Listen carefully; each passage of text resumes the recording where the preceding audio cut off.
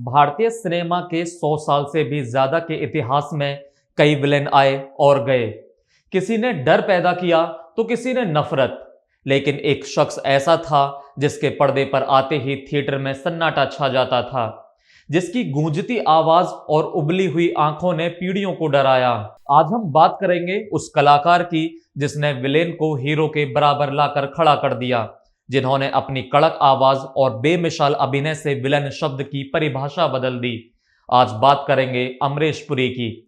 आखिर क्यों आज तक बॉलीवुड को उनके जैसा दूसरा विलन नहीं मिला।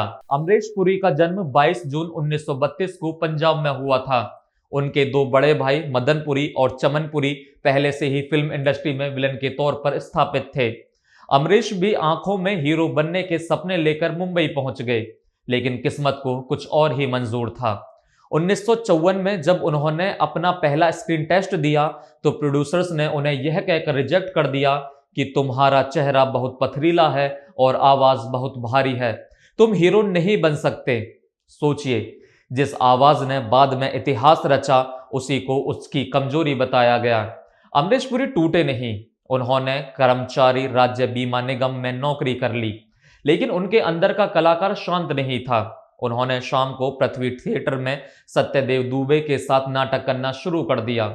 थिएटर में उन्हें वो रगड़ दी जिससे उनका अभिनय हीरे की तरह चमकने लगा। जहां आज के दौर में एक्टर्स 20-22 साल की उम्र में डेब्यू करते हैं, अमरीश पुरी ने 38 साल की उम्र में अपनी पहली फिल्म प्रेम पुजारी की। शुरुआत छोटी थी, लेकिन रेशमा और शेरा तक आते आते उनकी मौजूदगी महसूस होने लगी। 70 के दशक के अंत तक और 80 के दशक की शुरुआत में अमरीश पुरी ने निशांत, मंथन और भूमिका जैसी कला फिल्मों के जरिए अपनी अदाकारी का लोहा मनवाया, लेकिन व्यावसायिक सिनेमा में उनकी असली पहचान बनी फिल्म हम पांच से।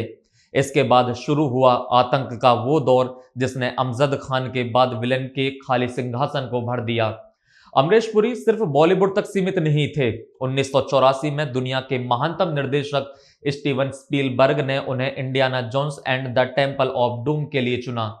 स्पीलबर्ग ने उनके बारे में कहा था, अमरीश पुरी दुनिया के सबसे बेहतरीन विलन हैं, उनके जैसा कोई दूसरा नहीं हो सकता।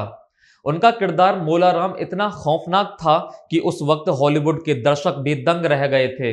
इस फिल्म के लिए उन्होंने अपना सर मुंडवाया था और यही लुक बाद में उनका ट्रेडमार्क बन गया। साल 1987 में आई फिल्म मिस्टर इंडिया। इस फिल्म का हीरो अदृश्य था, लेकिन फिल्म का विलेन अमर हो गया। मोगेम्बो का किरदार अमरीश पुरी के करियर का सबसे ऊंचा शिखर था। अजीबोगरीब ड्रेस, हाथ में घड़ी, सिंहासन पर बैठा एक तानाशाह और वो तकिया कलाम, मोगेम्बो खुश हुआ। एक इस लाइन ने उन्हें घर घर में पहचान दिला दी। मोगेम्बो के किरदार में जो गंभीरता और जो पागलपन अमरीश पुरी ने दिखाया, वैसा आज के दौर में सोच पाना भी मुश्किल है। अब सवाल आता है कि आखिर क्यों उनके बाद कोई दूसरा विलन नहीं आया। तो इसके 4 मुख्य कारण हैं। पहला, आवाज का अनुशासन। उनकी आवाज में वो बेस था जो दिल की धड़कनें रोक देता था। वो अपनी आवाज को कभी धीमा, कभी तेज, तो कभी बेहद शांत रखकर डराना जानते थे। दूसरा, आंखों का अभिनय। अमरीश पुरी जी अपनी आंखों को इतना फैला सकते थे कि बिना बोले ही खौफ पैदा हो जाता था। कोयला फिल्म का राजा साहब हो या करण अर्जुन का ठाकुर दुर्जन सिंह, उनकी आंखें नफरत उगलती थीं। तीसरा कारण है लुक्स के साथ प्रयोग। उन्होंने हर फिल्म में अपने लुक पर काम किया। नगीना के तांत्रिक भैरवनाथ हों या तहलका के जनरल डोंग, हर बार वे एक नए और डरावने गेटअप में नजर आए।